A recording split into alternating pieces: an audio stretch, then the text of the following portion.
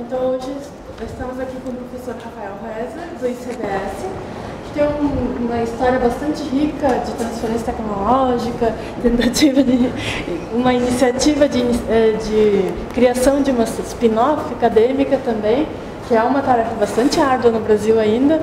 Então vamos aprender um pouco com ele, com essa experiência que ele tem. Por favor. Tá bom.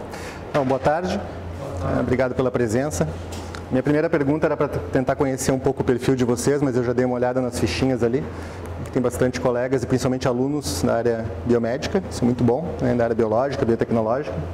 Eu acho que é justamente o principal público que a gente pode tentar mostrar abordagens ou caminhos um pouco diferentes, ou provocar para pensar nas coisas de forma um pouco diferente do que a gente vê nos corredores, né, no dia a dia na universidade. Posso fechar aqui?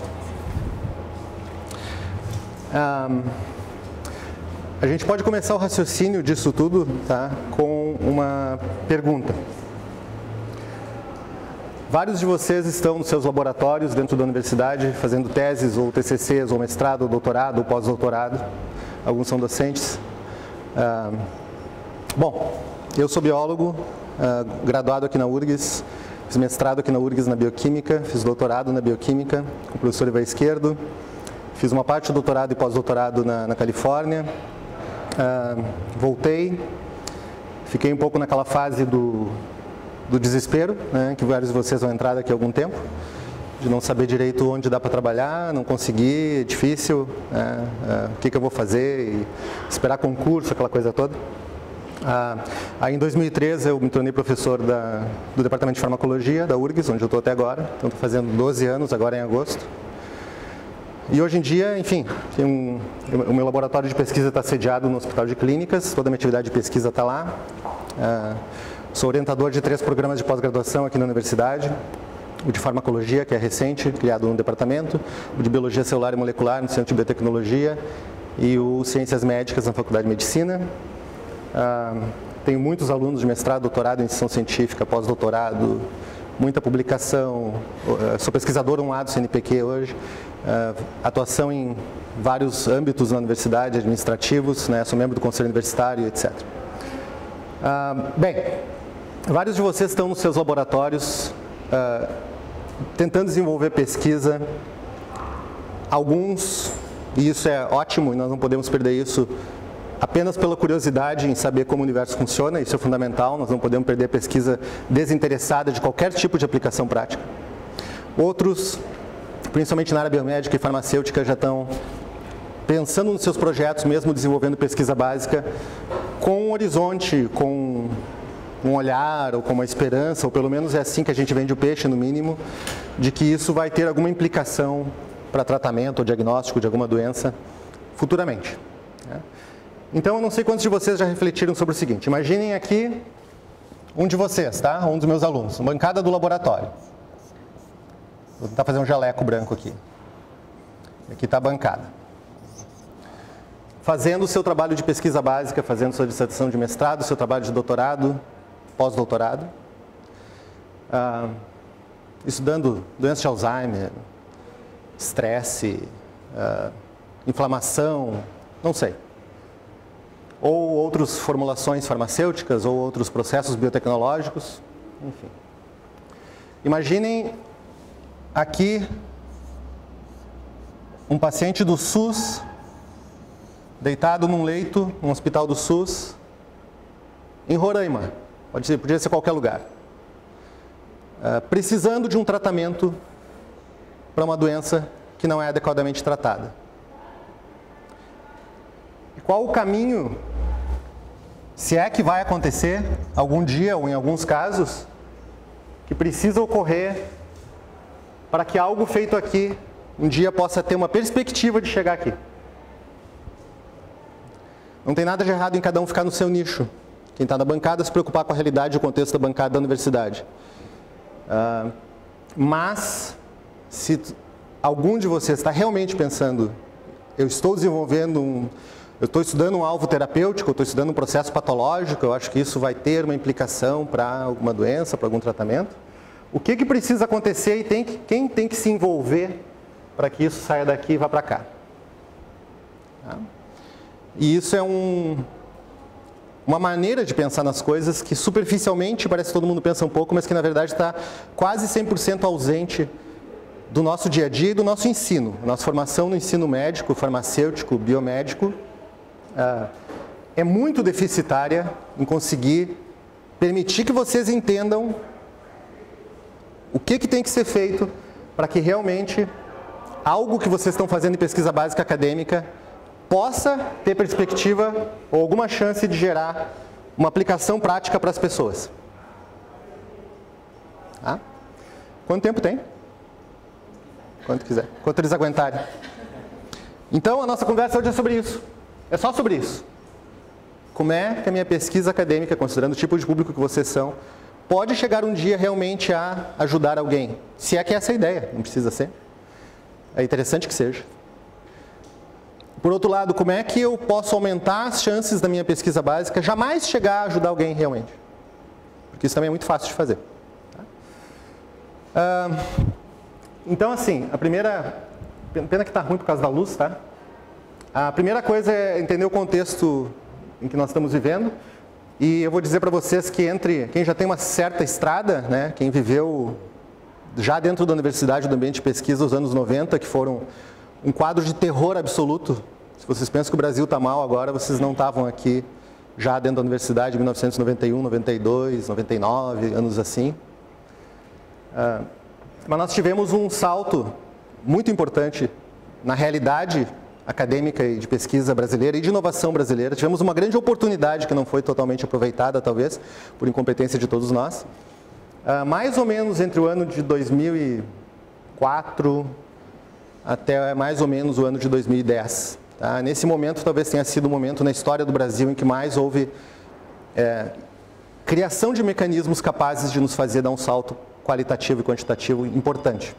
E isso, alguns anos atrás, quando nós estávamos falando desse assunto, nós estávamos mais eufóricos. Hoje nós estamos de novo mergulhados num quadro de crise forte e que talvez piore, né? E tudo está recuando de volta. Né? Mas enfim, nessa época, nesses anos, isso foi reconhecido pelo mundo, né? E o Brasil surgiu como uma potência emergente. O Brasil já é uma potência em produção de ciência básica, medida por publicações. Está entre os 15 do mundo sempre, primeiros do mundo sempre. Existe uma discussão, mas nós não publicamos os papers mais de ponta na capa da Cell, é verdade, mas também em várias áreas o impacto da pesquisa brasileira é considerável e é competitivo internacionalmente, sim. Mas nós temos um gap, nós temos uma deficiência forte. Essa pesquisa acadêmica brasileira ela fica contida, em geral, no âmbito acadêmico e ela não sai para a sociedade. Nós temos que pensar aqui, quando estamos falando de empreendedorismo, em criação de empresas, nós não estamos falando em enriquecer ninguém necessariamente, nós estamos falando em como levar o resultado da pesquisa para a sociedade. Não é a universidade que tem a capacidade de entregar o resultado da pesquisa para uso da sociedade. Ela não é quem vai produzir, desenvolver até o fim e colocar no sistema de saúde um remédio, por exemplo. A universidade não serve para isso, não deve servir para isso. Alguém mais tem que fazer parte do jogo. E essa cadeia produtiva que eu vou tentar mostrar um pouco para vocês, nós não temos nessa área. Bom, mas o Brasil conseguiu dar um salto também em patentes, que é uma medida importante de quanto a gente está começando a pensar em transformar a pesquisa em algo útil. É difícil que o resultado científico se torne algo utilizável pelas pessoas se não há nada de propriedade intelectual em torno disso.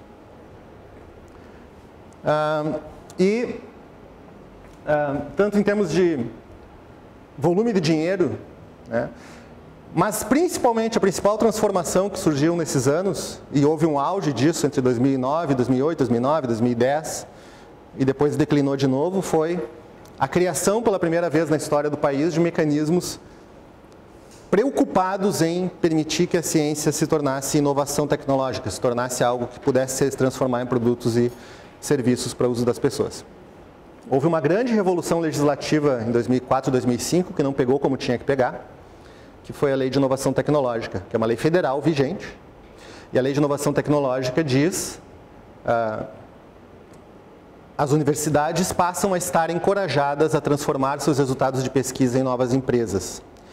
Os integrantes da universidade, docentes e alunos, passam a estar encorajados e passam a ter um mecanismo para serem participantes na criação dessas empresas que vão desenvolver seus projetos. o Estado brasileiro passa a poder legalmente estimular com subsídio de dinheiro público, como é feito em todo o país desenvolvido, inovação no ambiente empresarial privado. Isso é fundamental. Antes era ilegal fazer isso. A lei de inovação não pegou como tinha que pegar. Principalmente os nossos reguladores nunca chegaram a entender que ela existe, nunca chegaram a aplicá-la devidamente, né? E mesmo na nossa comunidade, ela é basicamente desconhecida, a gente não fala dela no dia a dia e não usa ela. Ela tem problemas, claro, enfim. Eu vou falar mais das coisas boas durante a palestra do que dos problemas. Depois, se tiver um tempo de discussão, a gente pode falar dos problemas e limitações. E a partir disso surge uma série de iniciativas e de programas, né? A gente passa a ter edital Inova da FINEP. A FINEP, para quem não sabe, é uma agência de inovação do Ministério da Ciência, Tecnologia e Inovação. A gente passa a ter programas da FINEP como o PRIME, para a criação de empresas startup e estruturação inicial delas. Um projeto que foi, aqui no Rio Grande do Sul, coordenado pela URGS, inclusive, para a seleção dos projetos e acompanhamento. A gente passa a ter o SEBRAE, com programas de fomento à inovação em empresas nascentes. BNDES, né, Fundo Criatec, um fundo de investimento público federal para participação em empresas inovadoras e assim por diante. Uma série de mecanismos que possibilitaram um micro boom de iniciativas de inovação naqueles anos. Muitos desses programas jamais tiveram uma nova edição, alguns tiveram 2 edições e pararam, e a gente não sabe se isso vai seguir, né? Então esse era o contexto que transformou parcialmente um pouquinho o cenário. Alguns anos atrás nós estávamos com isso ainda em fase de ascensão, parece que o Brasil ia tomar vergonha na cara e tentar resolver seus problemas a partir da sua ciência, mas isso também teve um declínio. Bom, dentro da área específica que nós estamos falando aqui, né, que é a área em que eu tento militar um pouco mais, nós estamos falando de como, especificamente na área de fármacos, de medicamentos, pesquisa básica, se é que ela é necessária, se transforma em atendimento concreto para as pessoas que precisam. E se vocês têm um pouco de noção disso, e essa é uma outra área em que nós temos dificuldade no nosso sistema de ensino e na formação dos nossos alunos, de entender o processo de desenvolvimento de fármaco, entender de onde sai a informação que pode chegar a algo ser testado em nível de estudo clínico. Qual o volume de informação necessário que tem que existir antes de chegar a um estudo clínico? Qual o papel de um estudo clínico fase 1, fase 2, fase 3? Quanto custa isso? Quem faz isso? Quanto tempo leva? E esse é um processo longo, demorado e caro, né? O que eu preciso para aprovar um novo medicamento? Se eu digo que o tratamento de alguma doença não está bom, aonde eu tenho que chegar para dizer eu tenho um tratamento melhor que deve ser aprovado e deve começar a poder ser usado nos pacientes? E esse é um processo que, dependendo de como se faz a continha, esse número típico que aparece quase sempre de $1,5 bilhão de dólares por cada novo tratamento que é disponibilizado, aprovado e disponibilizado, é o número mais típico, é um número que não parece tão fácil de fazer e também não parece impossível, então meio que todo mundo gosta dele, mas ele é um número subestimado, né? Dependendo da fórmula que se aplica para calcular custo de desenvolvimento de um novo fármaco, se envolve na conta pesquisa em torno de moléculas relacionadas que não chegaram a ser desenvolvidas, custo da pesquisa em nível acadêmico dos institutos públicos que foi feita, salário das pessoas envolvidas nas equipes, nas indústrias e nos times de pesquisa, essa conta chega facilmente a cerca de 35 bilhões de dólares para desenvolver um fármaco novo.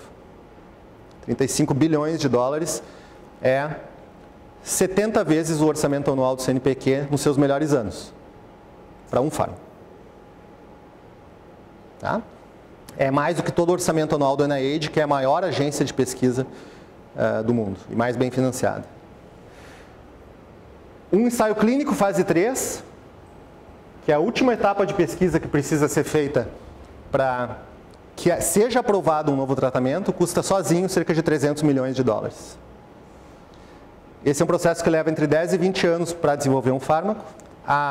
Os números típicos, né, que se fala de moléculas que falham em relação a moléculas de sucesso é de 10 a 20 mil moléculas que falham para cada uma de sucesso.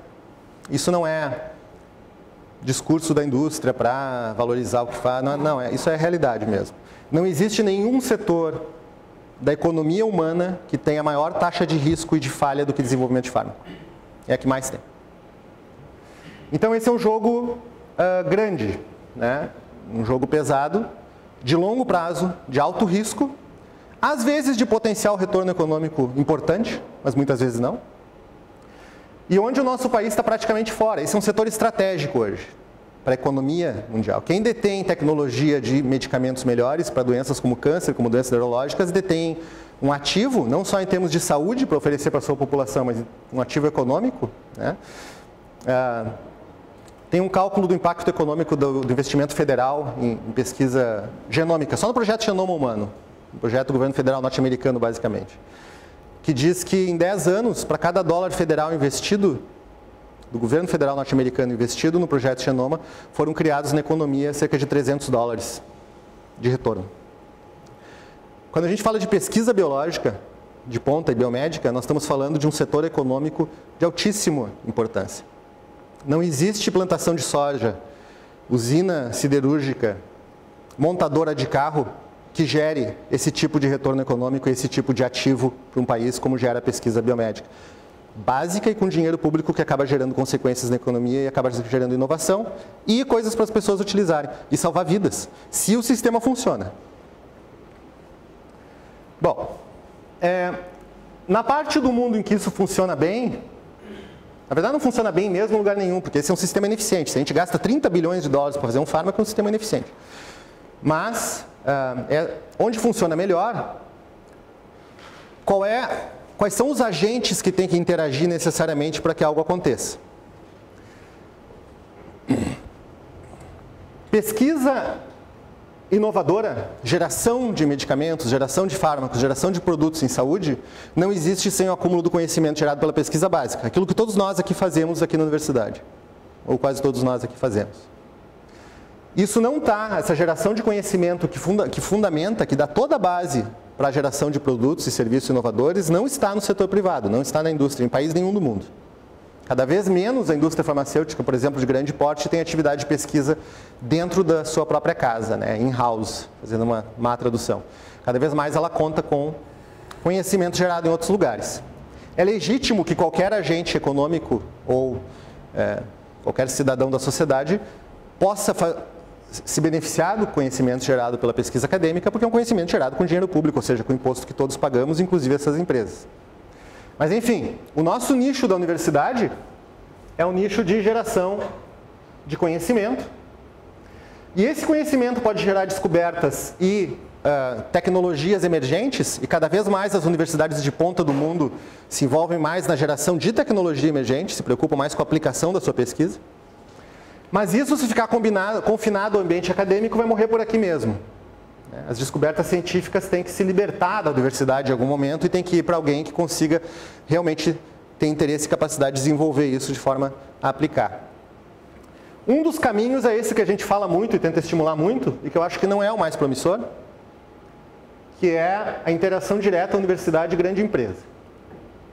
Isso é uma coisa que tem que ser apoiada, bem regulada, etc., mas que é bom que as universidades interajam com as empresas.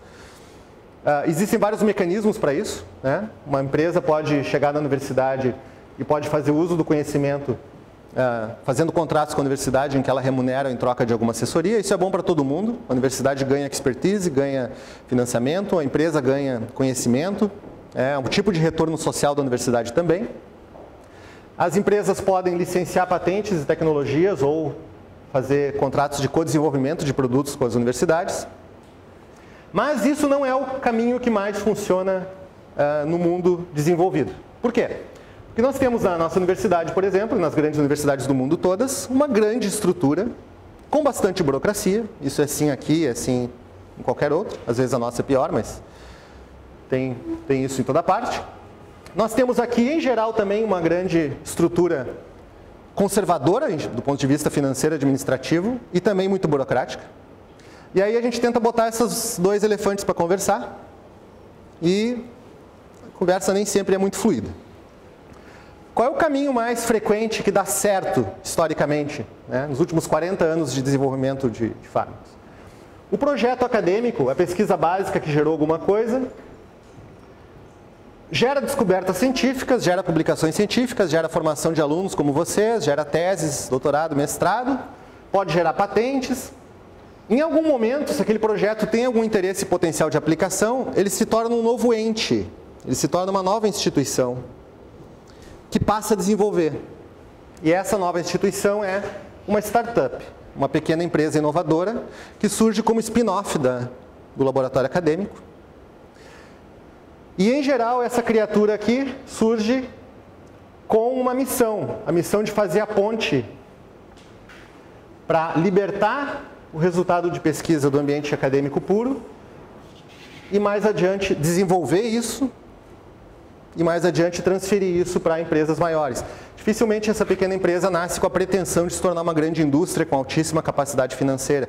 Em geral, ela serve como um agente de pesquisa e desenvolvimento que desenvolve mais passos do processo ou do produto, gera mais valor agregado e repassa isso através de um licenciamento, ou de um co-desenvolvimento, ou ela é comprada diretamente para uma empresa farmacêutica maior. Naquele nível de fazer os grandes estudos fase 3, que são necessários para provar novos medicamentos inovadores no mundo, em câncer, ou em cardiologia, ou em neurologia, ninguém tem capacidade financeira e estrutura para organizar isso, a não ser não sei se chega a 10 maiores empresas farmacêuticas mundiais, aquelas que a gente chama de Big Pharma, que são todas transnacionais, nenhuma é daqui, nós não participamos desse jogo, a não ser como sítio de pesquisa, que é bom para nós também, mas não com indústrias próprias que tenham esse grau de capacidade financeira e de inovação. Então, esse é o caminho que funciona. O surgimento de uma startup liberta o projeto do âmbito acadêmico.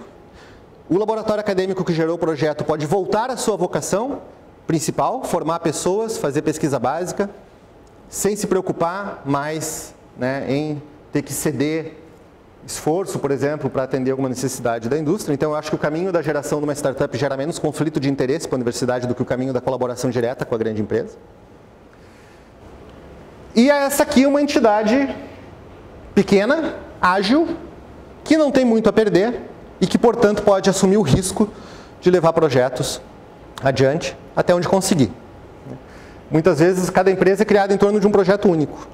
Um fármaco inicialmente desenvolvido, algum alvo identificado na fase inicial, em uma universidade, um instituto de pesquisa, acaba sendo desenvolvido por uma empresa que tem só um foco naquele projeto, quer ver até onde ela consegue chegar. Geralmente, pode? Claro. Essas pequenas empresas estariam fisicamente dentro ou fora? Tem todos os modelos, podemos falar daqui a pouco. Vamos falar já na sequência. O grande caso histórico, se vocês querem estudar um caso histórico disso... Na maioria dos casos. Já vou falar. Porque isso serve como dentro nesse exemplo também, né? O grande exemplo histórico que deu origem a tudo isso foi em 1974, com o surgimento da Genentech. A Genentech é o caso que inaugurou esse modelo que nós estamos falando no mundo. E essa história é assim, o Herbert Boyer, junto com outros colegas, e ele era da Universidade da Califórnia em São Francisco, com parceiros da Universidade de Stanford, o Cohen era da Stanford e ele era do São Francisco, eles eram biólogos, professores universitários. A Universidade da Califórnia em São Francisco é uma universidade pública, é bom que a gente lembre. Universidades públicas são a maior parte das universidades de alto nível no mundo inteiro, a não ser aquela meia dúzia ali do topo americano, Harvard, Princeton, Ivy League, né? E eles descobriram uma coisa interessante chamada tecnologia DNA recombinante, que era um fruto de pesquisa básica. A gente consegue agora desenhar pedaços de DNA, ou editar pedaços de DNA e colocar bactérias para produzir aquele DNA e com isso fazer uma produção, talvez, de proteínas em maior escala. Isso era basicamente um resultado de pesquisa básica, de interesse acadêmico puro. O Robert Boyer não estava pensando em aplicação disso. E aí ele encontra um investidor privado chamado Robert Swenson. O Herbert Boyer encontrou o Robert Swenson. Na época que não tinha muito dinheiro nem nada, estava meio fracassado na vida, tinha 30 anos. e que bate no laboratório do Herbert Boyer e diz: será que essa tecnologia que vocês geraram, será que essa pesquisa que vocês geraram não pode servir como tecnologia para desenvolver proteínas que possam ser usadas como medicamentos, por exemplo? Tem alguma aplicação em saúde humana? E o Herbert Boyer não tem muito interesse. Ele diz: me deixa quieto, fazendo minha pesquisa, dando minhas aulas. Eu não tenho interesse nisso. Um dia ele consegue convencer o Boyer a tomar uma cerveja. E a Genentech é um caso clássico de como os melhores projetos, iniciativas e ideias surgem em mesas de bar. E isso está imortalizado numa estátua no campus da Genentech hoje, esse encontro da cerveja. E nessa mesa de bar, tomando essa cerveja, o Swenson convence o Herbert Boyer, diz: vamos cada um empatar $500 e vamos criar uma empresa que vai desenvolver essa tecnologia e tentar fazer remédios para a saúde humana com isso. E ele, ok, vamos. E aí surge a Genentech, que inaugura várias coisas na história desse setor. Ela inaugura o docente que funda a empresa a partir dos resultados de pesquisa. Ela inaugura a empresa que surge, a Genentech, até fazer o seu IPO, até vender as ações na bolsa, se tornar pública, ela era basicamente um documento de papel. Ela era um plano de negócios. Ela não tinha nenhuma sede física. A Genentech inaugura a empresa que nasce sem muita sede física e laboratório próprio, se associando, conveniando, contratando e usando estruturas de pesquisa de várias outras instituições para fazer seu desenvolvimento. E a Genentech surgiu utilizando os hospitais, basicamente da UCLA, da CSF e os laboratórios de pesquisa lá. E novamente, esse é um jogo em que todo mundo ganha. Todo mundo está aumentando a sua atividade de pesquisa, está aumentando o seu conhecimento profissional, o seu treinamento profissional, e todo mundo está sendo remunerado por isso. Então, bom, a Genentech, o resto é história, né? Se vocês quiserem ler algo sobre o nosso assunto de hoje, por favor, leiam esse livro que conta essa história de maneira, um livrinho pequenininho, conta essa história de maneira fantástica. Tem vários livros nesse assunto que nós estamos falando, mas esse eu recomendo particularmente. É um livro recente. E lá em 1974 começaram a se criar aqueles conflitos e aquelas dificuldades que nós discutimos aqui hoje em 2015 no Brasil. Mas será que isso é correto? Será que se dá? Será que é viável? Será que pode o grupo de pesquisa de repente se envolver na criação de uma empresa? De repente, como é que é essa transferência de tecnologia da universidade para a startup? Como é que é esse uso das estruturas pelas empresas que nascem? O fato é que hoje nós temos os nossos pacientes brasileiros do SUS se tratam com insulina porque a Genentech usou a tecnologia do DNA recombinante para criar a insulina recombinante humana. Um dos primeiros biofármacos que inauguraram a era da biotecnologia propriamente dita em saúde. Hoje as mulheres com câncer de mama do SUS se tratam com Herceptin, um anticorpo monoclonal, contra um receptor de membrana chamado HER2, que salva mulheres que morrem de outra forma.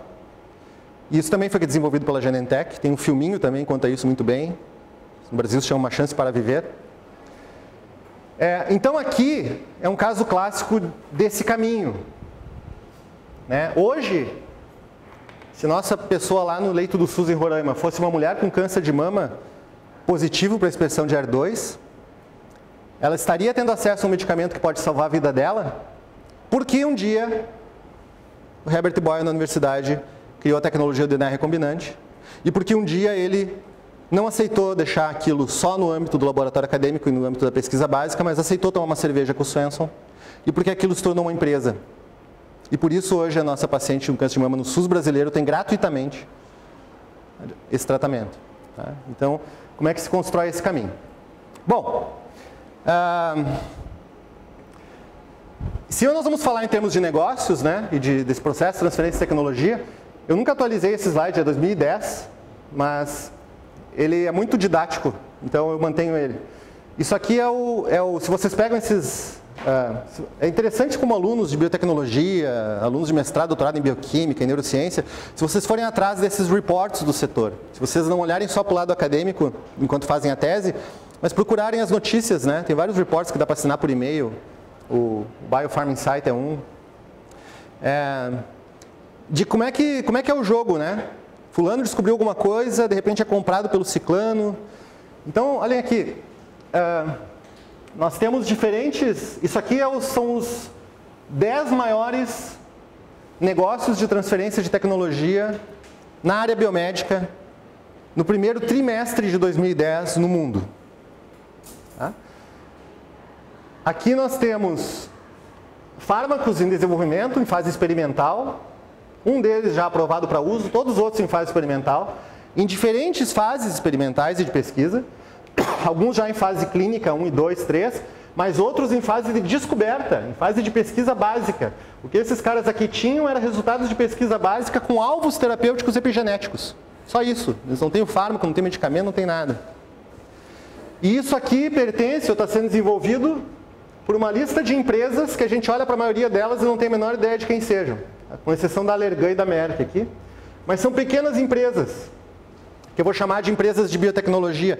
Internacionalmente, quando a gente fala o setor de biotecnologia, a gente está falando de setor biofarmacêutico, basicamente. Estamos falando de desenvolvimento de fármacos.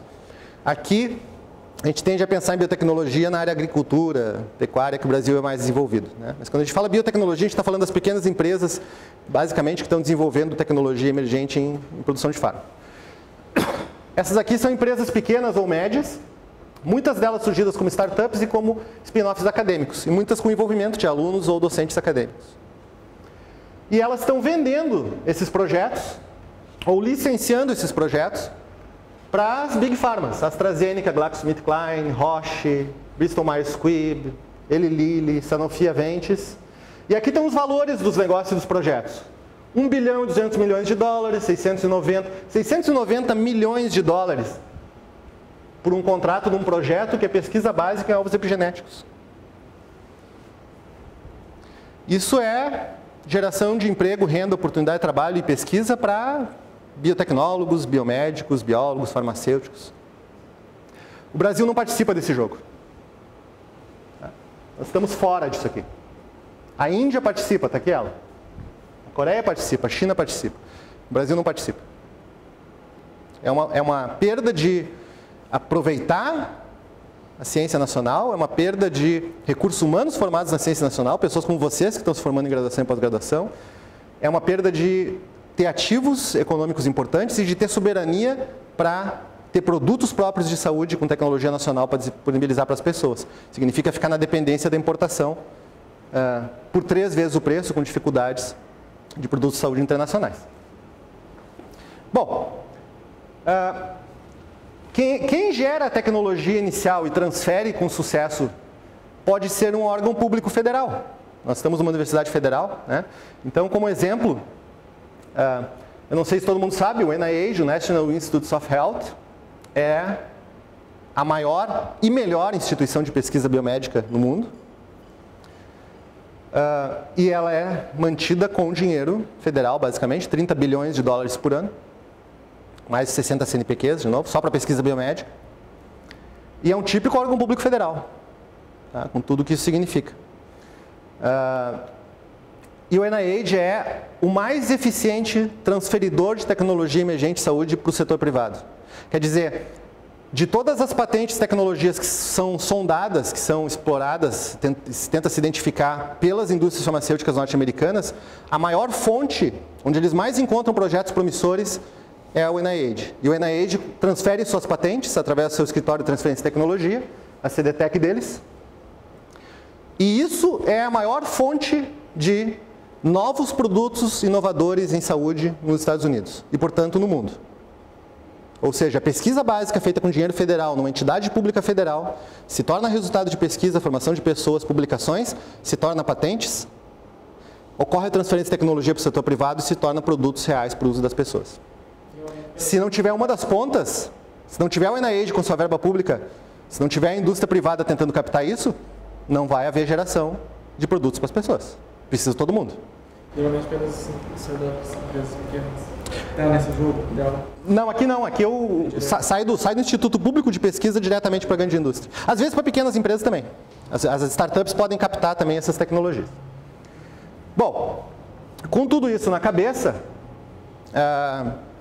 quando eu fui para o doutorado, eu fiz uma espécie de sanduíche durante o doutorado, primeira vez que eu fui para a Califórnia, e eu comecei a observar, isso era 1997, eu comecei a observar esse jogo acontecendo. Está dentro do departamento, era um departamento de neurobiologia, uma universidade pública, Universidade da Califórnia em Irvine. Um dos meus grandes ídolos na época, eu fiz mestrado, doutorado com receptor de glutamato. Se tem neurocientista aqui, sabe o que é. E um dos meus grandes ídolos na época era o Gary Lynch, que talvez algum neurocientista aqui também saiba quem é, que foi um dos principais caras que descreveu, fez as grandes publicações em potenciação de longa duração, plasticidade sináptica, papel de receptores de glutamato. Como tem muito aluno da nossa área, eu posso ser um pouco mais técnico, né? E eu cheguei lá, o Gary Lynch era desse departamento, e ele descobriu, fazendo pesquisa básica com os ratinhos e tal, que estimular receptor AMPA parecia ser uma coisa promissora do ponto de vista de melhorar a cognição, e melhorar a cognição talvez em doenças cerebrais que tenham perda de cognição. E a partir disso ele desenhou e criou ampaquinas, uma série de moléculas novas que estimulavam o receptor AMPA.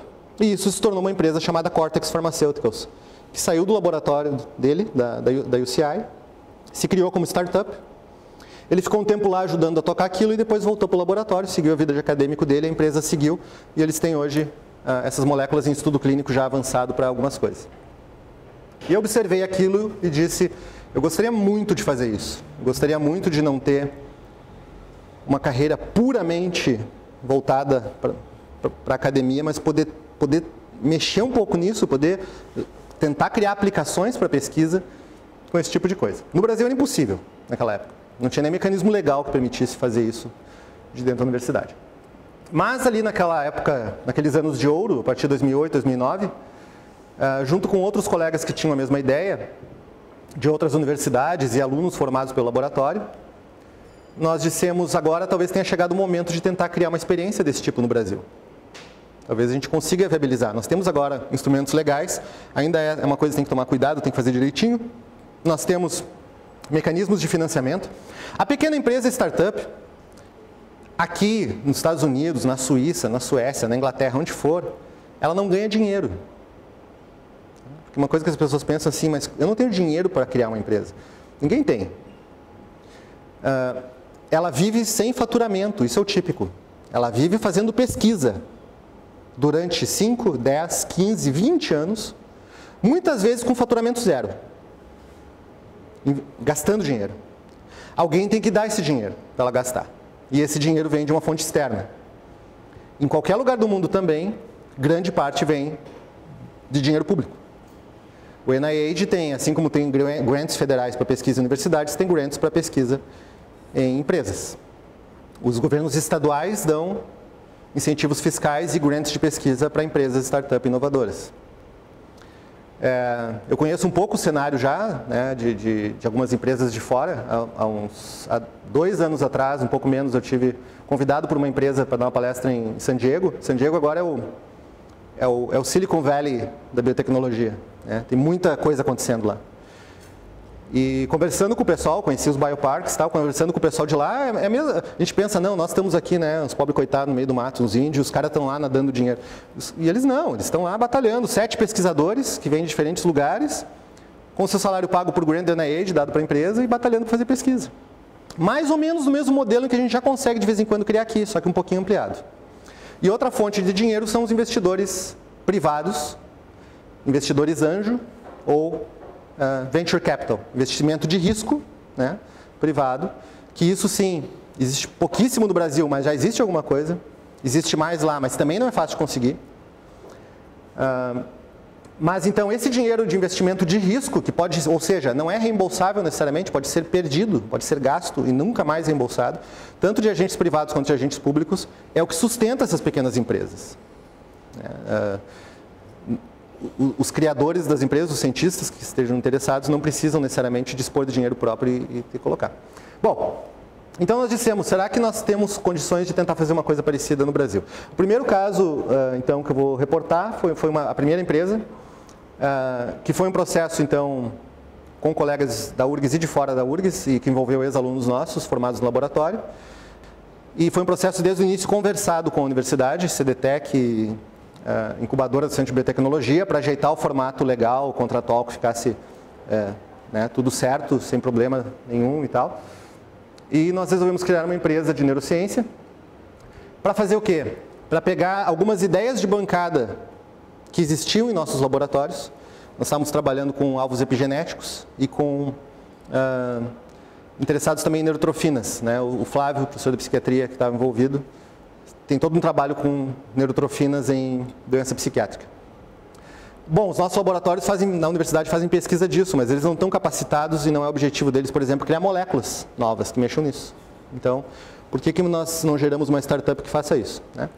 Bom, então ela nasceu e foi para a incubação no Centro de Biotecnologia da universidade, né? Isso tem um mecanismo, envolve um contrato via FAURGS, a empresa tem que remunerar mensalmente a universidade, toda uma série de coisas. E com o apoio de outras empresas incubadas, principalmente de uma que também existia na época chamada Nodtech, que tinha um laboratório de síntese química, fazendo um convênio e dando acesso àquele laboratório, trazendo pessoas para trabalhar, né? Os docentes que estimularam a criação da empresa não podem ter atividade na empresa, pelo menos não no meu caso, por exemplo, da URGS, né? E tal. Então precisa trazer um time que trabalhe, não somos nós que vamos trabalhar e levar isso adiante. Mas, por exemplo, a primeira aluna de doutorado que se formou comigo, a Débora, doutorada em Biologia Celular e Molecular, foi a primeira pesquisadora contratada da NeuroS, com carteira assinada, fazendo pesquisa, que ela tinha aprendido, mestrado, doutorado, emprego dentro da empresa. A Martina, que fez mestrado com uma colega nossa, depois fez doutorado comigo, mesma coisa, entre o mestrado e o doutorado, ela foi cientista empregada pela empresa. Uma outra menina que fez pós-doc com a gente, uma menina que fez mestrado, doutorado em iniciação científica e pós-doutorado com outros dos sócios, se tornou a sócia administrativa, a diretora de pesquisa e a pesquisadora-chefe da empresa também. Então, criar uma coisa dessas cria oportunidades de emprego, de trabalho remunerado, né? Nós ficamos naquele negócio assim, todo mundo quer fazer concurso e virar professor federal que nem nós. Não, todo mundo, isso é um desperdício, todo mundo querer fazer isso, tá? Para gente que tem esse problema, que nem eu, que quero ficar na universidade federal, ser professor, mas não é todo mundo que precisa fazer isso quando está fazendo mestrado, doutorado, se formando em biotecnologia, em biomedicina. Vocês podem ter a gente tem que criar outras opções de carreira, de vida para as pessoas, né? Então, ter criado uma startup gerou, pelo menos para 4, 5 egressos do nosso sistema de pós-graduação, oportunidades de trabalho remunerado em pesquisa, em ciência. Quem é que pagou por isso? A NeuroS captou o edital PRIME da FINEP, que dava um dinheiro para gestão e para uma parte de desenvolvimento. Então, também pode-se contratar um administrador, um contador e tudo. 2009. Depois ganhou o edital Inova RS do Sebrae, que era também dinheiro não reembolsável do Sebrae para apoiar a pesquisa e desenvolvimento. Foi um projeto de R$250 mil. E para fazer o P&D, né, e pagar um cientista e pagar uma gestora.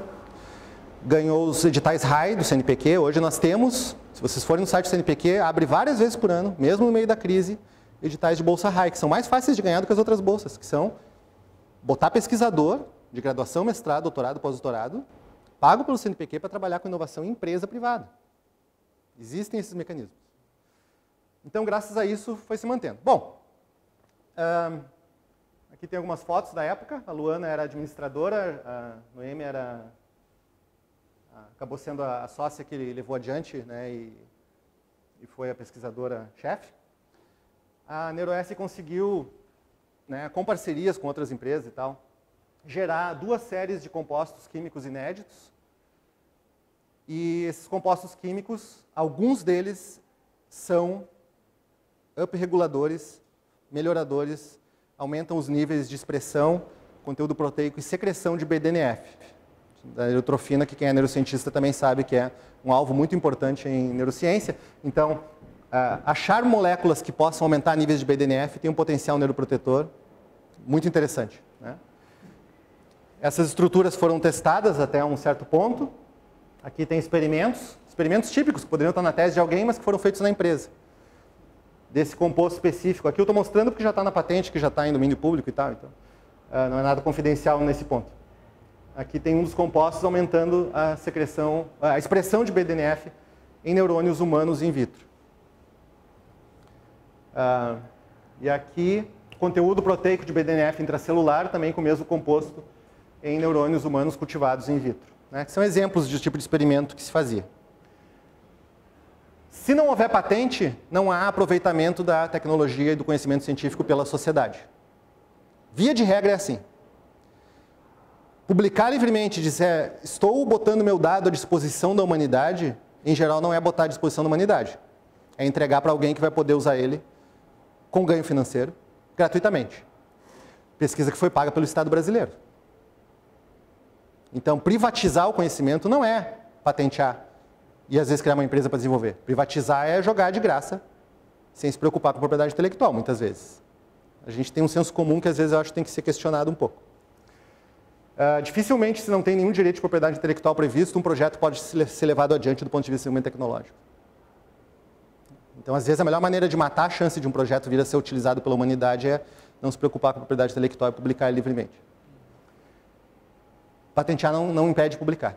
Todos os resultados que eu mostrar para vocês são patentes e são papers, e são tese, alguns deles, esse aqui não.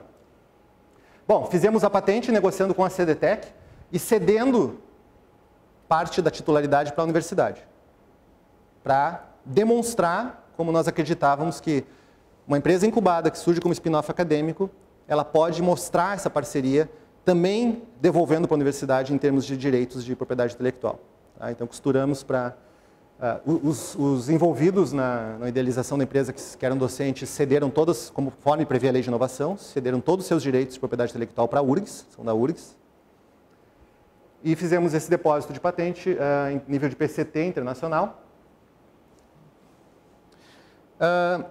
Bom, no fim da história, em 2011, o governo brasileiro, que na época, de novo, estava com recurso financeiro e com interesse em tentar alavancar esse tipo de coisa no Brasil, conseguiu um bom espaço na BIO, na conferência da Biotechnology Industry Organization, a indústria de biotecnologia norte-americana, que é um negócio grandioso, é um negócio de peso, que foi em Washington naquele ano, e o Brasil ganhou um stand que estava muito competitivo, nível de stand alemão, e ganhou uma sessão para o Brasil dentro do evento. E naquela sessão, que foi organizada por vários agentes públicos, Ministério da Ciência, Tecnologia e Inovação, FINEP, BNDES, Amprotec, que é a Associação de Empreendimentos Tecnológicos, foram selecionados 5 casos brasileiros de sucesso para serem levados, para serem mostrados na BIO, a NeuroS foi um deles. No mesmo ano, houve uma feira europeia de biotecnologia e o governo italiano, que sediava em Milão o evento, selecionou, mapeou no Brasil e selecionou 2 empresas para irem como convidadas do governo para participar na feira europeia, a NeuroS foi uma delas. Então teve vários eventos de sucesso. No final das contas, essa empresa não resistiu ao Vale da Morte, que mata a maior parte das startups, entre o nascimento, uma ascensão e depois conseguir ir adiante, e ela encerrou as atividades, eu não sei porque eu não estava mais envolvido, mas este ano eu acho. Mas foi um case interessante de aprendizado e de mostrar que é possível fazer. O segundo caso, que é a segunda empresa spin-off que surgiu do nosso laboratório, e aqui é o que eu mais tenho carinho, talvez, e eu acho que é o exemplo que a gente devia tentar proliferar pelo Brasil. Tá? Eu tive 2 alunas de doutorado, mestrado e doutorado, Daniela Cornélio, que é médica, mastologista, agora na Santa Casa, e a Caroline Brunetto, que fez também mestrado, as 2 fizeram mestrado e doutorado em biologia celular comigo. A Caroline ainda é do laboratório, como lab manager. E elas, durante a tese de doutorado, foram descobrindo várias coisas interessantes do ponto de vista de resultado de pesquisa. Uma das coisas que a Daniela descobriu no trabalho dela foi que um determinado receptor de membrana, que a gente gosta muito de trabalhar no laboratório, proporcionava um novo marcador diagnóstico de câncer de colo uterino em fase inicial. E ela validou a sensibilidade disso, ela desenvolveu um ensaio de imunocitoquímica para detectar a expressão do receptor a partir de um raspado de colo uterino em pacientes. E ela mostrou que a sensibilidade disso, como detector de câncer de colo uterino, que é um problema de saúde gravíssimo em países pobres, principalmente, um problema de saúde pública no Brasil e outros países pobres, a sensibilidade disso era maior do que a sensibilidade do Papa Nicolau, que é o que é usado na rotina. Bom, temos um novo método diagnóstico potencial. Fizemos o paper, mas antes de fazer o paper, venha na CDTEC, deposite sua patente. Uma vez depositada, sai, faça seu paper, sua defesa de tese, o que quiser. Mostre no salão de iniciação, mostre na festa. Fizemos uma patente com tentando proteger o uso de anticorpos contra o receptor GRPR como ponto de partida para fazer kits e métodos diagnósticos em câncer. Está aqui a patente. A patente fica na universidade, alguém tem que vir e tem interesse em desenvolver. E aí dissemos, quem é que vai ter interesse em desenvolver? E a Daniela e a Caroline terminaram o doutorado e disseram, nós queremos desenvolver. Nós vamos criar uma startup, vamos tentar licenciar isso e vamos levar adiante. Então elas fundaram a Zio Biosciences, que foi a segunda, né, empresa que saiu de lá. Também foi incubada no Centro de Biotecnologia da Universidade. Elas têm site, né, e eu selecionei alguns slides da apresentação delas, as partes que não têm dados confidenciais. Essas são elas. Elas estão aí desde provavelmente 2010. E o approach delas foi também construir parcerias, e elas estão sustentando, né, a empresa com dinheiro próprio, e elas não são ricas nem nada. E elas têm hoje uma série de projetos e produtos em desenvolvimento. Foi fundada em 2011, como spin-off da URGS. Inclusive um portfólio de diagnósticos novos para câncer, um aplicativo de saúde que ajuda na relação dos pacientes com o hospital, potenciais novos métodos de exames e testes rápidos em saúde. E eu posso dizer para vocês que elas estão hoje já com um contrato com o Hospital Albert Einstein, em São Paulo. E eu não posso falar detalhes, mas elas estão, não estou autorizado a falar detalhes, mas elas estão muito perto de ter um contrato e um financiamento com uma grande empresa de biotecnologia em saúde internacional. E eu acho que em muito pouco tempo vocês vão ouvir falar muito dessa empresa e dos seus produtos, e elas vão ter o retorno, né, que elas estão batalhando nesses anos todos. E isso também é um caso de empresa spin-off da URGS, nasceu conveniada e em relação aqui com a CDTech, e foi incubada na universidade e se graduou como empresa incubada na universidade. Então, em termos de pesquisa acadêmica básica, biológica, nós conseguimos identificar, e fomos os primeiros a identificar em câncer de cólon, que essa proteína, essa via de sinalização que é conhecida por ser cerebral e neuronal, estava presente e estava aumentado em câncer de cólon, em câncer periférico, onde não se esperava encontrar isso. Isso foi da tese de doutorado da Caroline também, uma das fundadoras da Zio. Estão aí os papers que foram gerados com isso. E, enfim, o dado científico era muito interessante. Existe um problema clínico em câncer que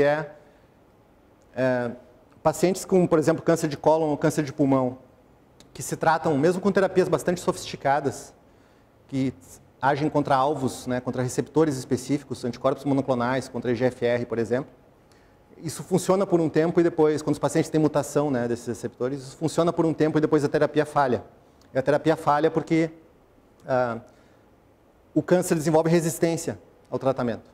Então, passam uns meses, a terapia falha e o paciente não vai mais ter alternativa de tratamento e vai morrer. Então, é uma grande preocupação identificar os mecanismos moleculares que geram essa resistência. E nós identificamos que em câncer de cólon, provavelmente, o tumor aumenta a expressão de BDNF-TRKB, aumenta o funcionamento disso, e isso é um novo mecanismo de resistência contra terapias-alvo. Então, se nós inibirmos essa via, junto com as outras terapias, nós conseguimos sensibilizar, e nós mostramos isso experimentalmente, o tumor de volta ao tratamento. Então, esse é um alvo para combater resistência ao tratamento. Isso gerou 2 papers. Isso é um dado bastante novo, então teve uma certa repercussão, saiu, né, pela imprensa de internet aí, na época quando o paper foi publicado. Esse é um exemplo. Isso é outra coisa que a gente não sabe fazer direito, é aprender a divulgar os dados, e a gente tem que aprender a fazer, né, pelo mundo.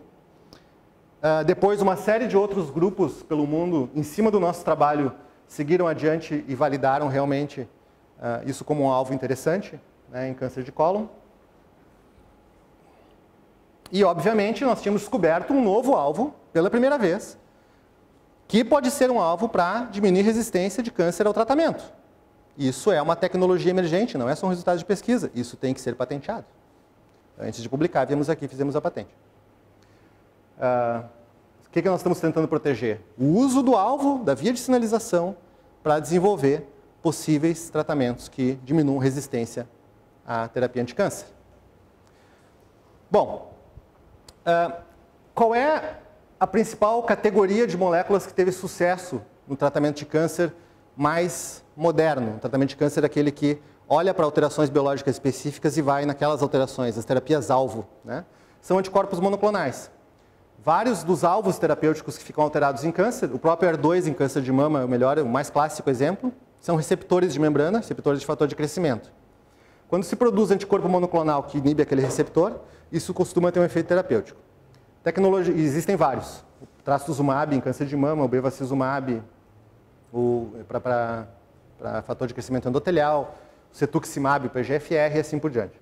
Rituximab, que é outro fármaco do SUS, são biofármacos que inibem esses receptores. Desenvolver tecnologia de anticorpo monoclonal não é fácil, desenvolver um anticorpo monoclonal, mas não é impossível, não é uma ficção científica. A tecnologia é mais ou menos dominada. Se tem o alvo e se conhece o alvo, nós achamos, a partir dos nossos dados e de outros, que o receptor TRKB merece que se desenvolva um anticorpo monoclonal contra ele e que isso pode ser um novo biofármaco anticâncer. Então, em cima daquele resultado de pesquisa básica, e em cima da patente dos papers, nós propusemos, gostaríamos que alguém desenvolvesse um anticorpo monoclonal contra a TRKB. Achamos que a ciência está no ponto a ciência em torno desse tema está no ponto em que isso é algo que vale a pena tentar. Obviamente, depois de ser desenvolvido, tem que passar por toda a validação e testagem pré-clínica, antes de ir para, talvez, poder ir para a fase clínica e assim por diante. Algum tempo atrás, o Ministério da Saúde criou esse programa, uma rede nacional para o desenvolvimento e inovação de fármacos anticâncer. O objetivo desse programa é varrer as universidades e institutos de pesquisa brasileiros e pequenas empresas, startup brasileiras, identificar tecnologias emergentes que tenham potencial para gerar produtos inovadores para tratamento e diagnóstico de câncer, pegar esses projetos, achar parceiros, inclusive do setor privado, se possível, levar o projeto adiante e conseguir viabilizar de alguma forma que isso possa ser testado clinicamente dentro do Brasil e que isso possa gerar produtos de tecnologia nacional inovadores em saúde, inovadores em câncer. Que, de novo, em termos de saúde pública, em termos de ativo econômico e soberania para o país, não dá nem para imaginar o quanto isso vale. Então, a RedFac é sediada no Instituto Nacional do Câncer, né, que é o Instituto Nacional Federal de Pesquisa e Tratamento de Câncer. Eles fizeram essa visita, inclusive aqui a CDTEC, pelas universidades brasileiras, e tentam identificar tecnologias emergentes. Qual foi o gancho? Tem que ser tecnologia que esteja pendurada em alguma patente. O teu paper não nos adianta para ser uma tecnologia emergente. Então, eles foram nos bancos de patentes. Como nós tínhamos essa patente, aqui no topo do pipeline, identificado e captado pela RedFac, como um projeto de interesse para ser desenvolvido, está a proposta de fazer um anticorpo anti-TRKB. São 7 projetos que foram selecionados no Brasil considerados meritórios suficientes. 4 são de Porto Alegre. Nós estamos num lugar que tem um potencial, que está querendo se tornar um polo, um cluster, algo que gere muita inovação biomédica e a gente não consegue ainda viabilizar isso da maneira que devia, né? Mas o nosso está aqui. Essa aqui é da PUC, da professora Cristina Bonorino. Esse aqui é um método diagnóstico desenvolvido pelo professor Fábio Clante na bioquímica, o Coffee Test. E esse aqui é um dos diagnósticos desenvolvidos pelas meninas da ZIL, né? Então, 4 projetos de Porto Alegre em 7 projetos selecionados no Brasil inteiro. Isso está lá esperando que se viabilize o financiamento e parou nessa etapa. Então, por enquanto está congelado. Mas esse é um caso que ilustra como a gente pode, se está trabalhando com pesquisa na universidade e está preocupado em tentar de alguma forma viabilizar geração e transferência de tecnologia, de repente fazer uma transferência de tecnologia para o próprio setor público brasileiro, para o próprio setor de saúde brasileiro diretamente. Nesse caso aqui, até agora, nesse projeto, não foi envolvida nenhuma empresa. Foi uma transferência de tecnologia gerada de pesquisa, gerada na Universidade Federal, para o Ministério da Saúde, assim que nós consideramos esse caso. E isso é fantástico. Isso me dá um orgulho imenso de poder achar que nós desenvolvemos algo que, por termos feito uma patente aqui na CDTEC, por termos gerado um resultado de pesquisa inovador, foi considerado meritório para ser captado e talvez desenvolvido no âmbito do Ministério da Saúde brasileiro para a saúde pública brasileira. Então, esses eram os 3 casinhos. Se vocês querem saber detalhes, a gente pode ir conversando, né? Eu estou hoje as duas empresas que eu contei, e várias outras que já se graduaram ou que estão nascendo, passaram pela incubadora dessa área na universidade, que é a incubadora do Centro de Biotecnologia. Hoje eu sou membro da comissão coordenadora da incubadora. E se vocês quiserem informações e tal, tem uma página no Facebook, tem um site. Seguido tem editais, né? Inclusive agora tem vários eventos desse tipo aqui que vocês estão fazendo, né? Inclusive agora vai ter a usina do empreendedor, uma oficina também para trabalhar com ideias e projetos. Se alguém tem uma ideia de projeto emergente, inovador, quer saber como funciona, pode participar desses eventos e vai encontrar um apoio, né? Que a gente está tentando estruturar para alunos e membros da comunidade acadêmica que possam ter interesse em virar empreendedores. Eu quase sempre fecho esse tipo de palestra com algumas frases desse livro, que eu também recomendo muito para quem se interessar. O Arthur Kornberg é um prêmio Nobel de Medicina. É um dos maiores nomes da biologia molecular, que transitou durante a carreira entre o ambiente acadêmico e o ambiente empresarial. E ele cita isso, né? Nenhuma instituição, nem o setor público sozinho, nem o setor privado sozinho, nem a universidade, nem o setor industrial vão sozinhos, se não se unirem e cada um fizer a sua etapa, conseguir pegar conhecimento e transformar em algo útil no mundo real para os cidadãos que nos sustentam pagando impostos. E que, portanto, aquela pessoa que está lá no leito do SUS, lá em Roraima, que com o seu imposto de renda ajuda a pagar meu salário, as bolsas de vocês, merece que alguns de nós, de vez em quando, tentemos fazer o resultado de pesquisa se tornar algo útil realmente, né? É claro que, por exemplo, fazer um anticorpo monoclonal para câncer no Brasil é um sonho distante, porque envolve muito dinheiro, muita pesquisa, muita chance de que isso não dê certo. Mas o dia que isso acontecer, o dia que nós tivermos um caso, o dia que alguém desenvolver um biofármaco com tecnologia brasileira, com pesquisa brasileira, desenvolvido e aplicado inicialmente dentro do sistema de saúde brasileiro, isso é uma virada de jogo para o país, histórica, que não dá nem para medir a consequência disso, econômica, em saúde, em pesquisa, e isso vai gerar um retorno em termos de geração de emprego, renda, saúde, oportunidades de trabalho, oportunidades de pesquisa, atividade científica no país, né? Então, não podemos fugir de tentar construir isso aqui dentro desse país, por mais difícil que seja. Bom, mas o Kornberg fala, quem está no setor empresarial deve se dar conta que nada que é feito nasceu se não fosse a pesquisa acadêmica e básica realizada nas universidades, principalmente com dinheiro público. Quem está aqui no nosso lado deve se dar conta que não é a universidade que vai botar um remédio na farmácia e levar um remédio para o hospital. Nós precisamos do setor produtivo para fazer isso. Nós precisamos criar as pequenas empresas inovadoras que tenham a coragem de batalhar para levar esses projetos adiante. E, portanto, se não houver parceria, e poderia se acrescentar aí governos, né, mas se não houver parceria entre as pequenas empresas startup, as grandes empresas que desenvolvem medicamentos e as universidades, e isso não for apoiado por todos, nós não teremos geração de saúde e de riqueza na sociedade. E esse cara aqui vai ficar a ver navios. Nosso paper não vai chegar nele, o genérico sem conteúdo de inovação gerado pela indústria farmacêutica brasileira não vai ser bom o suficiente para resolver o problema dele, e nós temos que tentar resolver problemas do país. Já que eu falei uma parte do trabalho do grupo, aqui são algumas das pessoas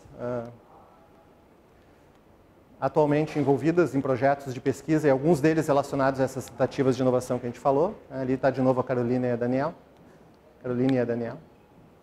E era mais ou menos isso por enquanto que eu tinha para contar, e fico aberto a perguntas e discussão. Obrigado.